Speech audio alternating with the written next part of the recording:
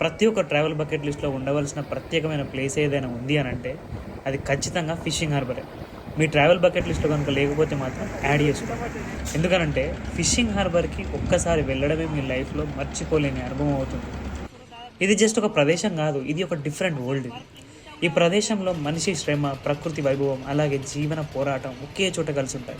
ఇక్కడ పనిచేసే మత్స్యకారులు, అలాగే కూలీల శ్రమ ఇన్ఎక్స్‌ప్రెసిబుల్ అసలు. వాళ్ళు ప్రతిరోజు సముద్రానికి బయలుదేరి తీవ్రమైన రిస్క్ తీసుకొని ప్రమాదాల మధ్యలో చేపలు వేటకు వెళ్తారు. వాళ్ళ కృషి కేవలం జీవనోపాధికే పరిమితం కాదు, మన దేశ ఎకనామీలో ఎంతో ముఖ్యమైన పాత్ర పోషిస్తుంది. నేను కాకినాడ హార్బర్కి వెళ్ళగానే అక్కడ వాతావరణం పూర్తిగా నన్ను ఒక బ్లిస్ఫుల్ స్టేట్కి తీసుకెళ్ళింది.